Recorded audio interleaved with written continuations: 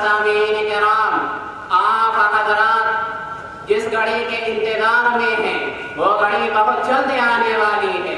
आप हज़रात जिस हस्ती के इंतजार में महुए हैं वो हस्ती बहुत जल्द आप हज़रात के सामने जलवागर होने वाली है।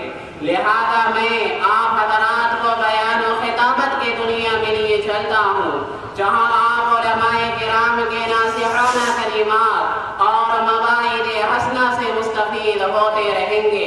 उसी अहम मकसद के तहत मैं हजरत मौलाना शफीक अजमल साहब मजहरी दामत बरकातुहुमुल आलिया, मैं हजरत वाला से बड़े ही अदब और एहतराम के साथ दरख्वास्त करता हूँ कि हजरत वाला तशरीफ लाएं और अपनी तकरीर से हम सामीन के क़ुलूब को सरफराज फरमाएं।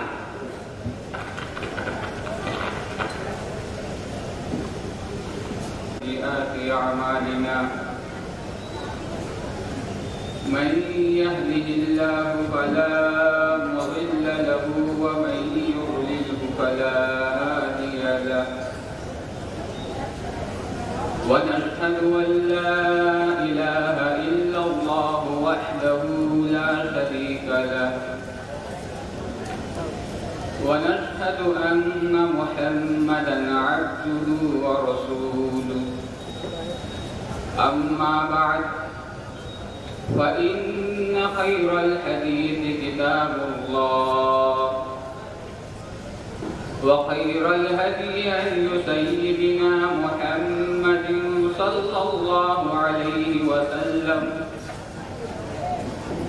व शर्रल उमूरि मुहदसातुहा व कुल्लु मुहदसतिन बिदअह वकुल्ल बिदअतिन ज़लालह वकुल्ल ज़लालतिन फिन्नार। फ़क़द क़ाल अल्लाहु तबारक व तआला फ़िल क़ुरआनिल मजीद अऊज़ु बिल्लाहि मिनश शैतानिर रजीम बिस्मिल्लाहिर रहमानिर रहीम।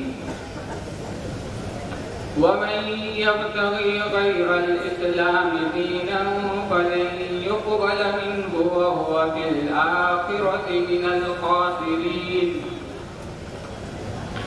आमन्तु सदक़ल्लाहुल अज़ीम।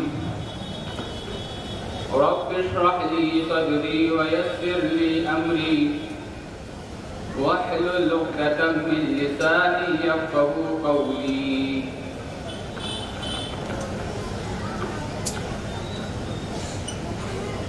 आज के इस इजलास की सदारत फरमा रहे हम सबके मखदूम व मुहतरम हज़रत मौलाना नूरुल हसन साहब कासमी और स्टेज पे मौजूद दीगर उलमाए किराम, मुहतरम बुजुर्गों, अजीज साथियों और मुस्तक़बिल के होनहार बच्चों और पर्दे से सुन रही मेरी माएँ और बहनें, ये जलसा जो तंजीम पासबाने मिल्लत के बैनर तले हो रहा है, हम मुबारकबाद पेश करते हैं तंजीम के अराकीन को और अल्लाह रब्बुल इज़्ज़त की बारगाह में दुआ के लिए हाथ उठाते हैं कि ऐ बारे इलाहा तंजीम के अराकीन को इसका बेहतर सिला दिया।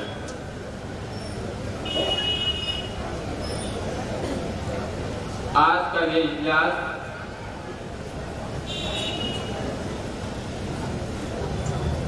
जिस तरकीब व तस्वीर के साथ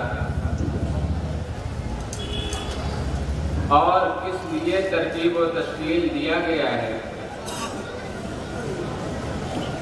ये आपने ऐलानात व इश्तिहारात के जरिए जान लिया है। हमें और आप सबको सीरत सरवर कायनात सल्लल्लाहु अलैहि वसल्लम के हवाले से अपने माज़ी और हाल का तज़किया करना है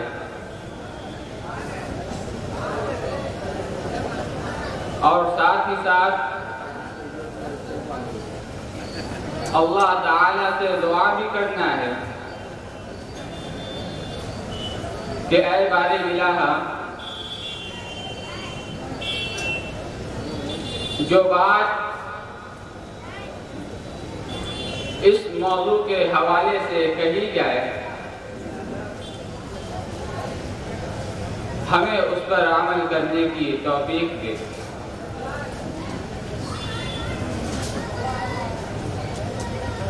जनाब मुहम्मदुर रसूलुल्लाह सल्लल्लाहु अलैहि वसल्लम को अल्लाह तबारक व तआला ने उम्मीयीन के अंदर मबूस किया,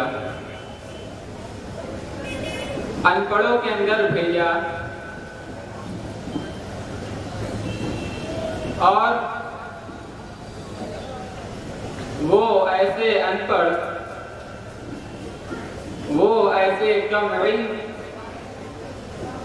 वो ऐसे जाहिल कि जिनकी कम इल्मी दुनिया के अंदर एक मिसाल थी। कायनात का जर्रा जर्रा ममनून है और शुक्रगुजार है परवरदिगार आलम का कि उसने बनी नौए इंसानी को एक ऐसा कायद दिया, एक ऐसा रहबर दिया जिसने शोलों से नहीं बल्कि फूलों से इलाज किया। कायनात का जर्रा जर्रा अल्लाह तबारक व तआला का शुक्रगुजार है कि अल्लाह ने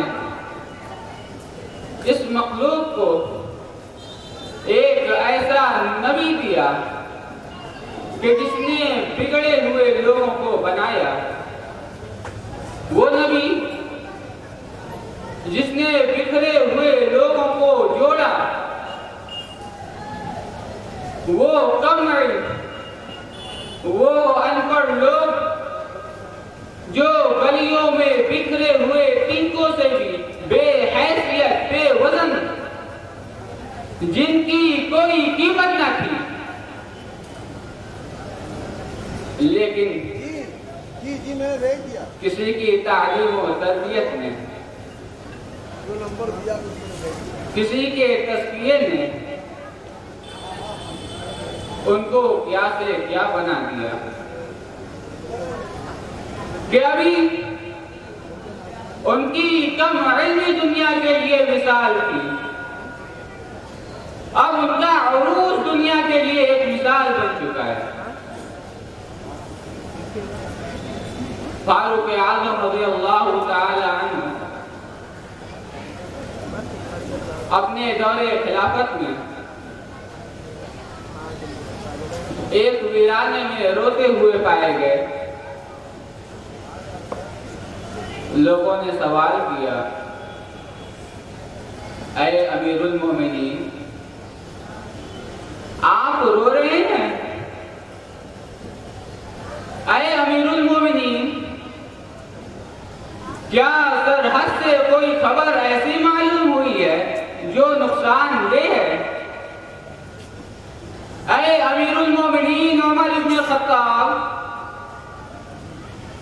क्या सरहद पे कोई दूसरे शहर वाले, कोई दूसरे मुल्क वाले हमला करने वाले हैं? ऐ अमीरुल मोमिनीन, आपका ये आंसू हमारे समझ में नहीं आया। अमीरुल मोमिनीन उमर इब्न खत्ताब रज़ी अल्लाह ताला अन्हु कहते हैं, हाँ ये आंसू तुम्हें समझ में नहीं आएगा। हाँ, इसका पस मंजर मैं जानता हूं। ये वो जगह है जहां बचपन में मैं बकरियां चराया करता था, और जब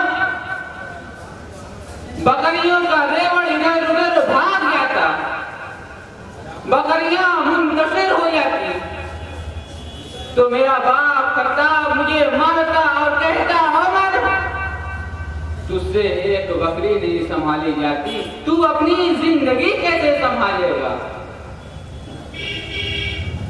मैंने माजी की बात को आज याद किया और अपने हाल का तज़किया किया कि ऐ उमर, तू है तो वही, तू वही है जिसको एक दिन बकरियां चराने का ढंग न था, लेकिन किसी की तालीम और तरबियत ने तुझे क्या से क्या बना दिया। ऐ उमर, तू वही है कि तेरा बाप खत्ताब तुझे मारता था और कहता था कि तू एक बकरी नहीं संभाल सकता, तू अपनी जिंदगी को कैसे संभालेगा, अपनी जिंदगी कैसे बसर करेगा। ऐ उमर, याद कर किसी ने तुझे क्या से क्या बना दिया, किसी की तालीम और तरबियत ने तेरे जिंदगी के अंदर कैसा इनकलाब बर्पा कर दिया कि अगर आज तू खत लिख दे तो दरिया भी तेरे हुक्म माने। है उमर, अगर आज तू काफी हुई जमीन पर ठोकर मार दे और कहे, ऐ जमीन, क्या मैंने तेरे पुष्ट पर इंसाफ नहीं किया है, तो जमीन का जलजला थम जाए। ऐ उमर, तू वही है जिसका हाल कभी ये था कि जो मार खाया करता था, जिसका हाल कभी ये था कि जिसकी जिहालत हर शख्स के ज़बान पर थी, और जब कुरैशे मक्का ने ये ऐलान किया था कि कौन है वो सब जो मोहम्मद इब्न अब्दुल्लाह का माज़अल्लाह सर कलम कर लाए, तो ये वही उमर इब्न खत्ताब थे। कहा, ऐ अबू जहल, तू किसके सामने ऐलान कर रहा है, ये काम खत्ताब के बेटे के सिवा और कौन कर सकता है। खत्ताब के बेटे इतना बड़ा जाहिल, इतना बड़ा निडर कौन है मक्का के अंदर, ये काम मैं करूंगा। ये वही उमर है। आया उमर, किसी की तालीम और तरबियत ने तुझे ये बना दिया कि अगर तू हवा में पैगाम पहुंचाए, कुछ बोले, तो मीलों दूर तक अल्लाह उसे पहुंचाता है। हवा पर भी तेरा कंट्रोल, पानी पर भी तेरी हुकूमत, जमीन पर भी तेरी हुकूमत। ये उस नबी की तालीम और तरबियत का नतीजा है। मेरे मुसलमान साथियों, जब तक हम उस नबी को अपना सब कुछ नहीं मानेंगे, उस नबी के ऊपर अपनी जान माल सब कुछ कुर्बान करने का तहैया नहीं करेंगे, हम कामयाब नहीं हो सकते, नहीं हो सकते, नहीं हो सकते।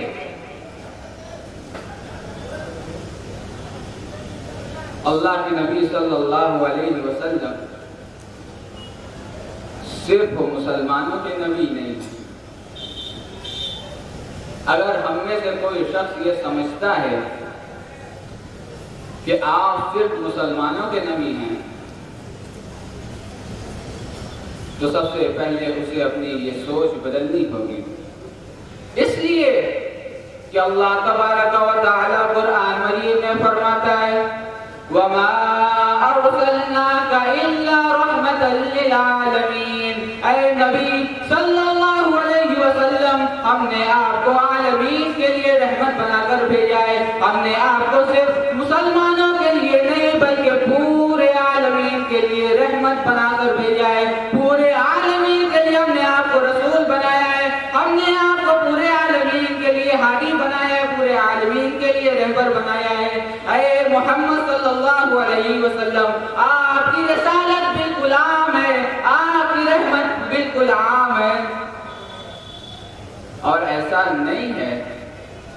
कि ये पैगाम सिर्फ कुरान का है,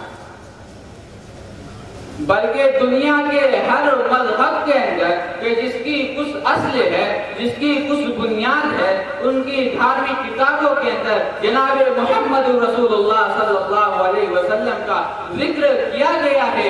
आपके आने की बशारत दी गई है, आपकी बीवियों के बारे में बताया गया है, आपके उम्र शरीफ के बारे में बताया गया है।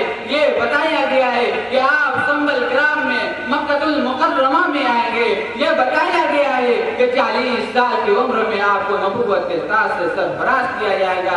ये भी बताया गया है कि आप पैदा होते ही यतीम होंगे। आपके पैदा होने से 2 माह पहले आपके वालिद मोहतरम हज़रत अब्दुल्ला इंतकाल फरमा जाएंगे। ये भी बताया गया है कि आप पैदा होंगे और 6 साल की उम्र में आपकी वालिदा माजिदा भी आपको छोड़कर चली जाएंगी। ये मैं सिर्फ ज़बानी नहीं कह रहा हूं। आइए मैं आपको हवाला भी देता हूं।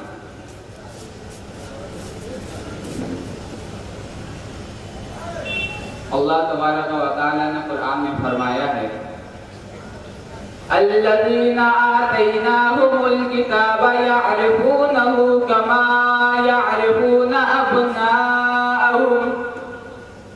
ऐ नबी सल्लल्लाहु अलैहि वसल्लम, वो लोग जिनको अल्लाह ने किताब दी है, जिनके पास आसमानी पुस्तक है, आसमानी किताब है, ऐ मेरे नबी सल्लल्लाहु अलैहि वसल्लम, यअरिफूनहु कमा यअरिफून अब्नाअहुम, वो आपको ऐसा पहचानते हैं, वो आपको ऐसा जानते हैं, कमा यअरिफून अब्नाअहुम, जैसा कि वो अपनी औलाद को जानते हैं, अपनी औलाद को पहचानते हैं। वजह क्या है? इसकी क्या वजह है? इसकी वजह यही है कि उनके किताबों में भी आप सल्लल्लाहु अलैहि वसल्लम का जिक्र है।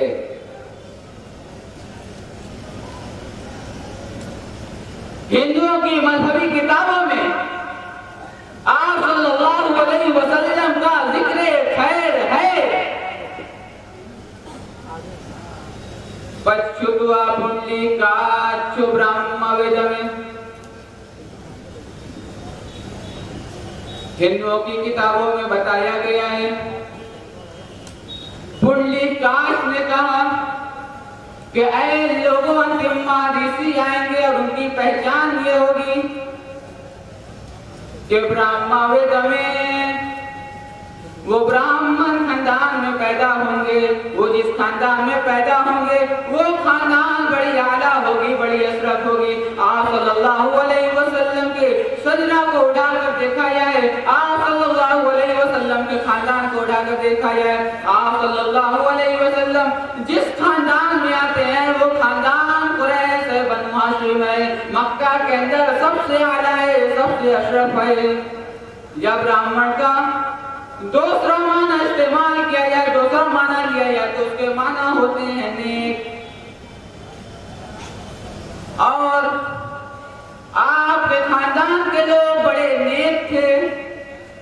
ये अलग बात है कि अल्लाह ने उनके तकदीर में ईमान नहीं लिखा था, लेकिन काबतुल्लाह की देख रेख उन्हीं के हाथ में थी, काबतुल्लाह की चाबी उन्हीं के हाथ में हुआ करती थी। और जब हाजी हज करने जाते थे तो उनकी रियासत भी आप सल्लल्लाहु अलैहि वसल्लम के खानदान में ही हुआ करती थी। मिस्रू यससे रेसोमति प्रतुभ्याम,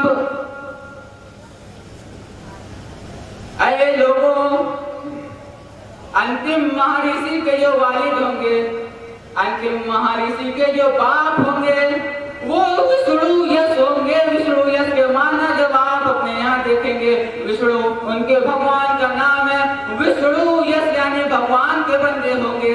जब हमने तारीख का मुताला किया, जब हमने हदीस के औराक को खोलकर देखा, तो आप सल्लल्लाहु अलैहि वसल्लम के वालिद माजिद का नाम हमें अब्दुल्ला मिलता है, यानी अल्लाह के बंदे, अल्लाह के अब्द।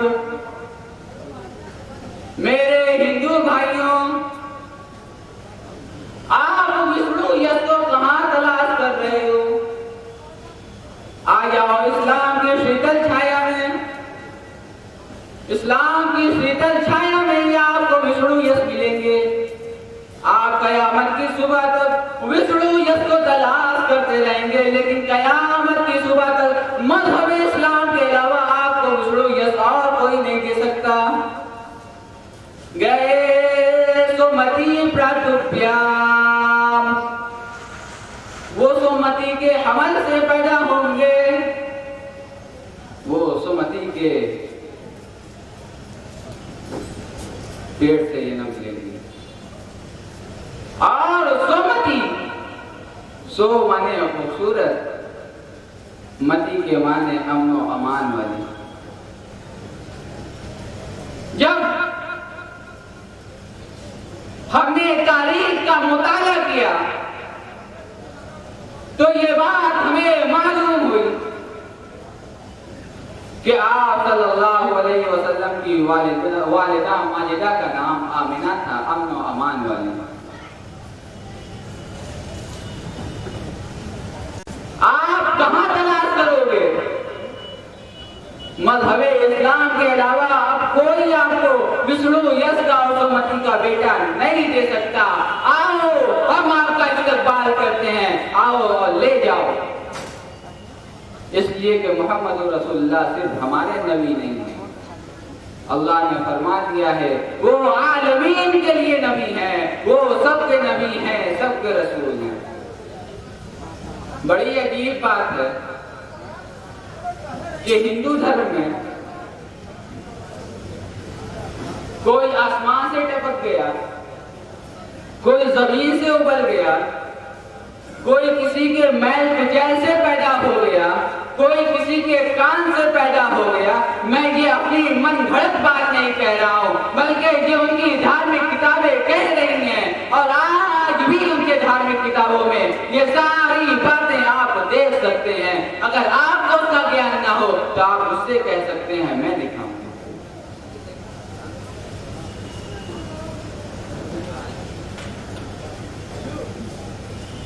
आइए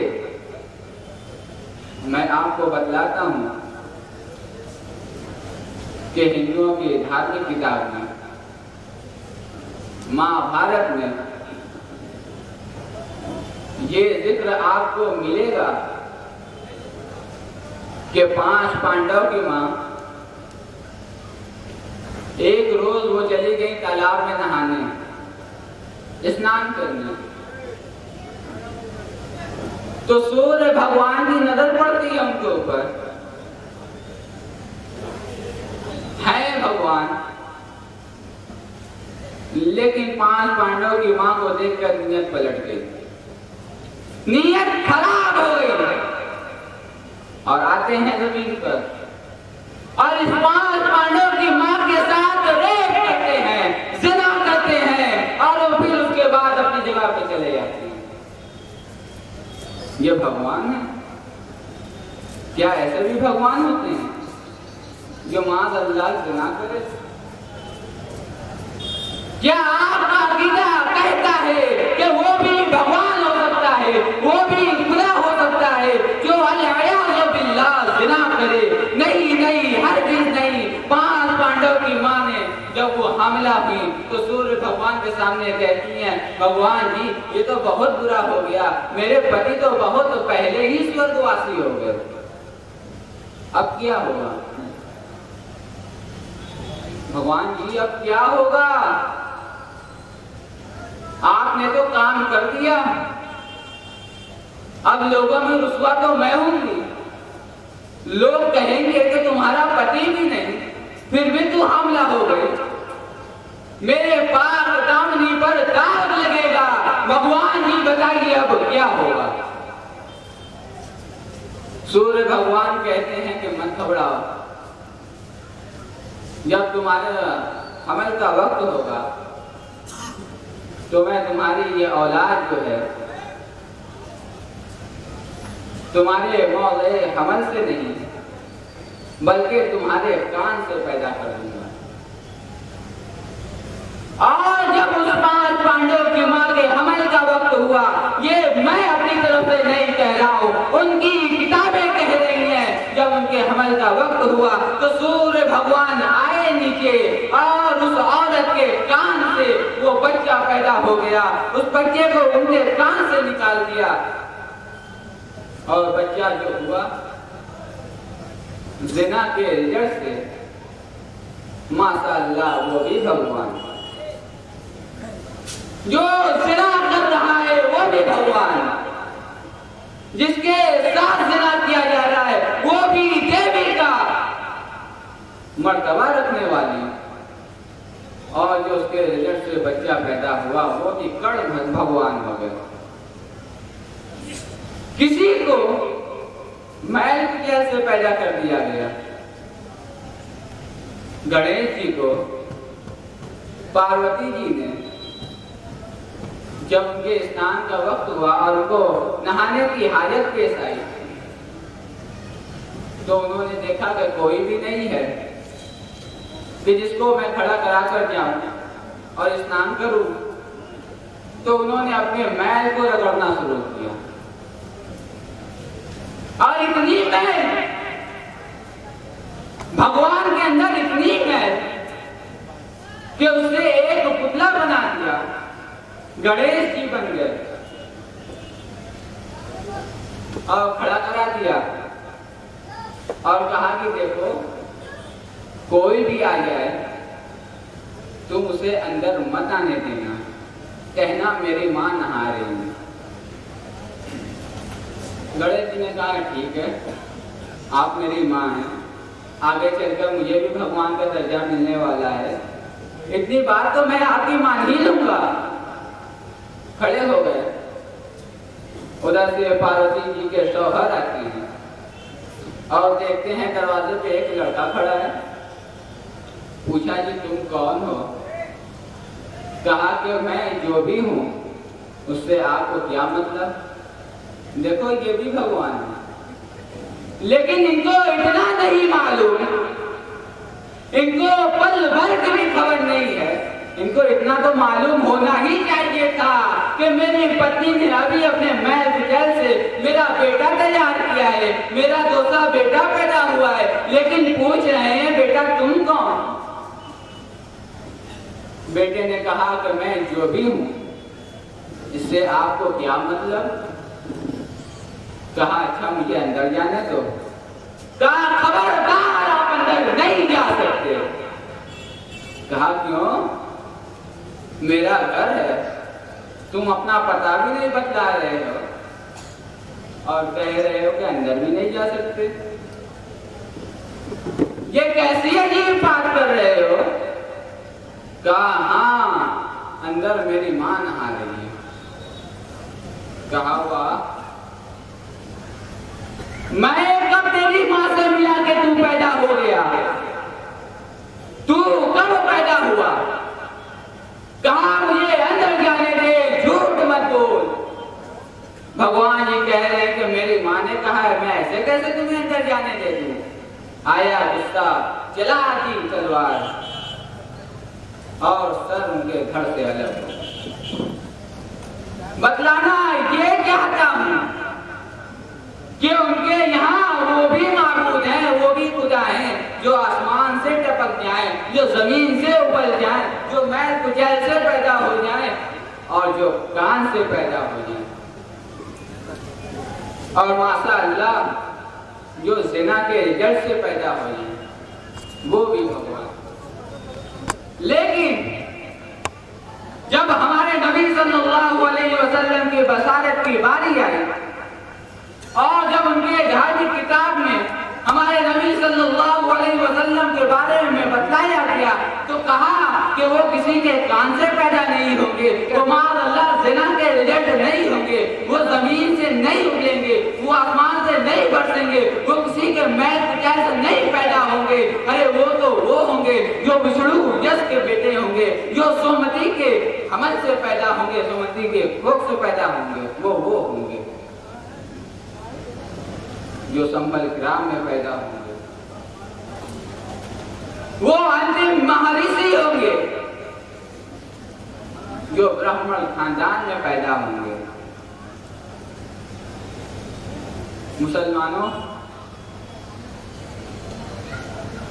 अब क्या रह जाता है कि हम दूसरों की किताबों से अपने नबी सल्लल्लाहु अलैहि वसल्लम का और आपके आने की बशारत का, आपके आने की खुशखबरी को और पेशन गोई को साबित करने में अब और क्या रह गया है। मुसरू यस का बेटा अब्दुल्ला का बेटा आपको मिल गया, आमिना का बेटा आपको मिल गया, बनु हाशिम खानदान का वो बेटा आपको मिल गया, संबल ग्राम मक्कतुल मुकर्रमा में पैदा होने वाला वो नबी आपको मिल गया। अब क्या रह जाता है? और अगर कुछ रह जाता है तो आओ मैं आज उसे भी पूरा कर देता हूँ। हिंदुओं की मजहबी किताब में, उनके वेदों में, ऋग्वेद में, यजुर्वेद में, अथर्ववेद में, सामवेद में आकाए नामदार जनाब मोहम्मद रसूलुल्लाह सल्लल्लाहु अलैहि वसल्लम का जिक्र खैर किया गया है। और कितने मर्तबा किया गया है? उन वेदों में, चारों वेदों में मिलाकर एक ही मंत्र 31 मर्तबा आया हुआ है। आप सल्लल्लाहु अलैहि वसल्लम की आने की बसारत वाला मंत्र जो है 31 मर्तबा आया है। और उसी किताब में एक पंडित जी कहते हैं, ऐ लोगों, जो अंतिम महर्षि आएंगे, जो कल्कि आएंगे, जो खातमुन नबिय्यीन आएंगे, जो सय्यदुल मुरसलीन आएंगे, जो इमामुल अंबिया आएंगे, उनकी पहचान ये होगी जब तुम्हें उनको जांचना हो, उनको परखना हो, उनको सही जानना हो कि वो सच बोल रहे हैं या अलियाज़ु बिल्लाह झूठ बोल रहे हैं, तो तुम उनकी किताब को देखना। उनकी किताब के अंदर भी एक मंत्र 31 मर्तबा आया हुआ है। और अगर ऐसा नहीं होगा तो तुम जान लेना कि वो रसूल बरहक नहीं है। और अगर ऐसा हुआ तो जान लेना कि वही रसूल बरहक है। उनकी शीतल छाया में चले जाना, उनके ऊपर ईमान ले आना, उनका कलमा जपना, उनके नाम को जपना। और उस वक्त तक तुम स्वर्ग में नहीं जा सकते, तुम कामयाब नहीं हो सकते जब तक तुम अंतिम महर्षि जनाब मोहम्मद रसूलुल्लाह सल्लल्लाहु अलैहि वसल्लम पर ईमान नहीं लाते हो। हमने कुरान को खोला, हमने कुरान से सवाल किया है, कुरान आज तेरी इज्जत और रिफत पर सवाल उठाया जा रहा है। ऐ कुरान, आज कहा जा रहा है कि तेरे अंदर कोई एक मंत्र है जो 31 मर्तबा आया हुआ है। ऐ कुरान, तू अपनी सदाकत को, तू अपनी सच्चाई को खोल कर रख ले। कुरान ने जवाब दिया, ऐ लोगों, आओ मैं तो तुम्हें बुला रहा हूँ, सूरह रहमान को खोलो। जब हमने सूरह रहमान को खोला और पढ़ना शुरू किया, अर्रहमान अल्लमल कुरान खलक़ल इंसान अल्लमहुल बयान अश-शम्सु वल क़मरु बिहुस्बान वन नज्मु वश-शजरु यस्जुदान। और तिलावत करते करते हम उस आयत तक पहुंच गए, फबिअय्यि आलाइ रब्बिकुमा तुकज़्ज़िबान। और जब हमने इस आयत को गिना, इस आयत को हमने काउंट किया, तो ये आयत भी 31 मर्तबा सूरह रहमान के अंदर आई हुई है। अब बोलो, अब क्या बाकी रह गया? अब किस शको शुबहात में पड़े हो? अब कौन अंतिम महर्षि आएगा?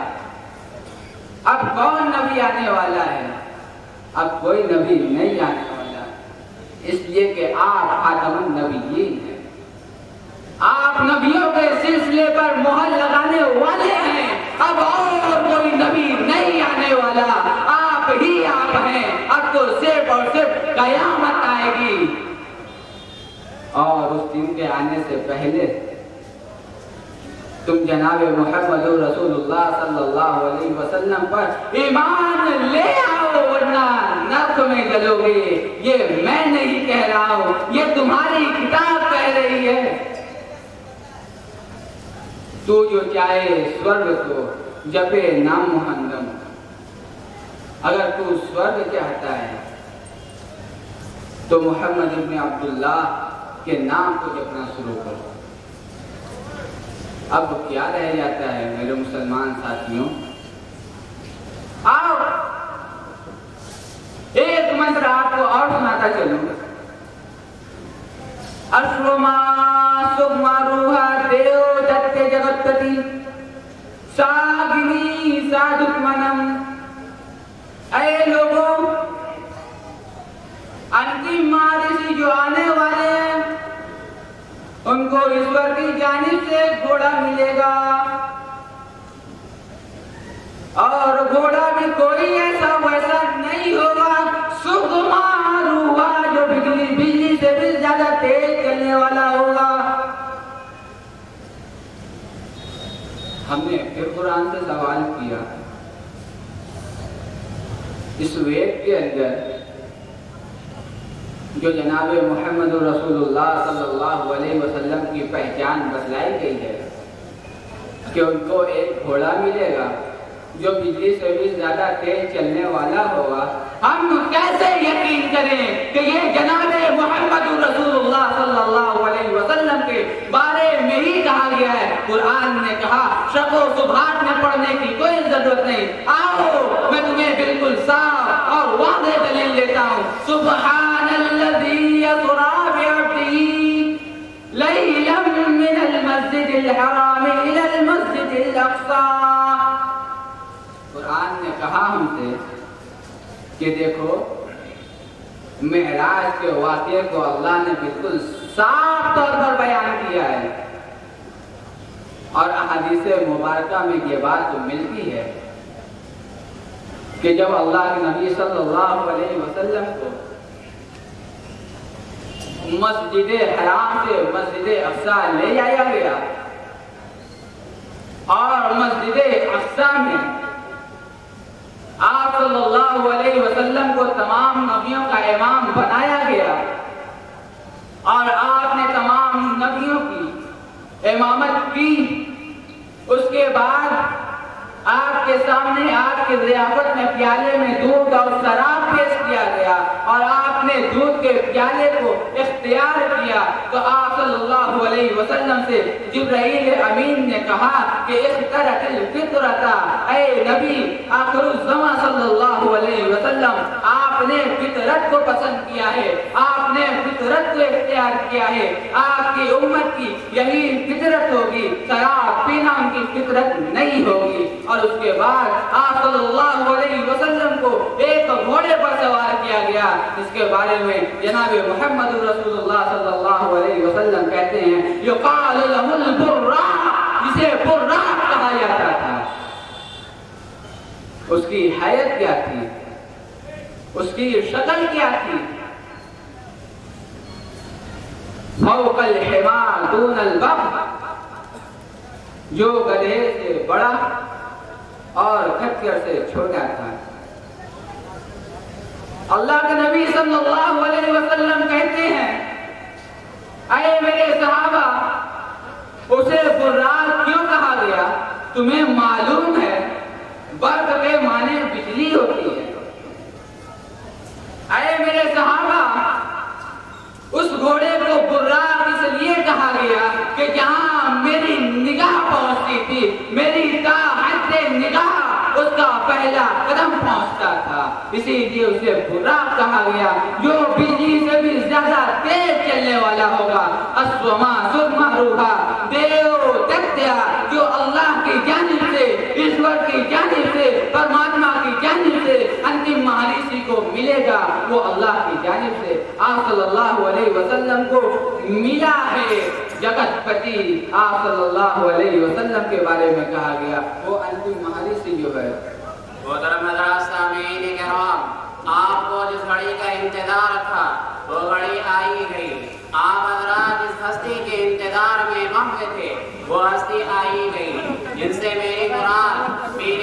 हिम्मत रहबरे शरीयत दाई सुन्नत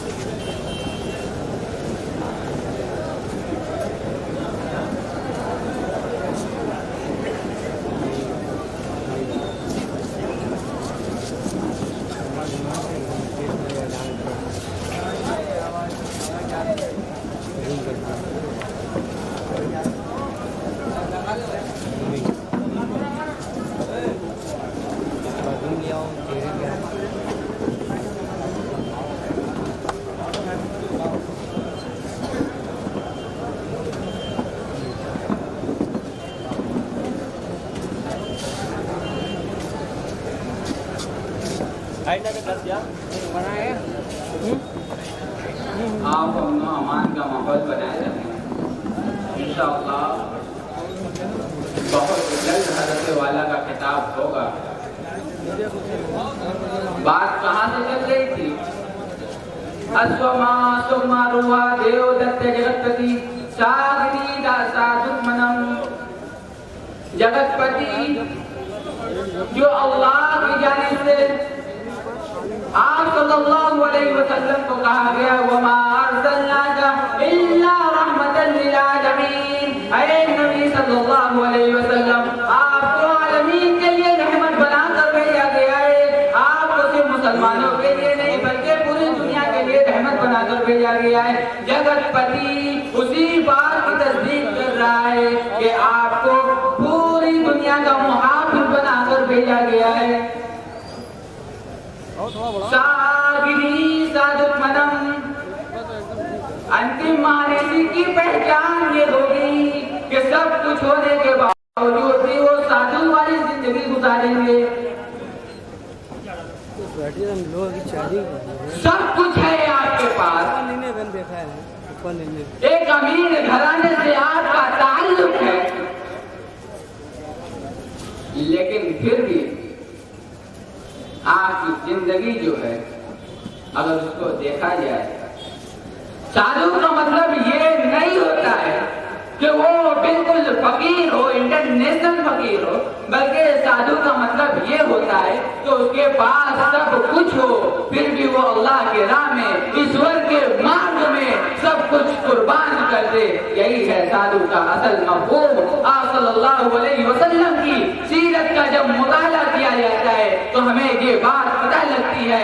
आपकी शादी हज़रत खदीजतुल कुबरा रज़ियल्लाहु ताला अन्हा से होती है, जो मक्का की एक रईस औरत थी, जो मक्का की एक सर्वतमंद औरत थी, जो मक्का की एक दौलतमंद औरत थी। लेकिन आपकी जिंदगी में कोई बदलाव नहीं आया। और जब आपकी शादी हज़रत आयशा रज़ियल्लाहु ताला अन्हा से होती है तो आप एक चादर पर सो रहे हैं, वो चादर जो बिल्कुल पतली है। हज़रत आयशा ने एक रोज सोचा कि उस चादर को जो अल्लाह के नबी सल्लल्लाहु अलैहि वसल्लम जिस पर सोते हैं आपको कैसे नींद आती होगी, उसे गहरी चादर को दोहरी कर दिया जाए ताकि आपको कुछ तो आराम मिल जाए। और हज़रत आयशा रज़ियल्लाहु ताला अन्हा ने एक गहरी चादर को दोहरी कर दिया। और उस रोज जब जनाब मोहम्मद रसूलुल्लाह सल्लल्लाहु अलैहि वसल्लम उस बिस्तर पर जब आराम करने के लिए जाते हैं तो आपको इतनी अच्छी नींद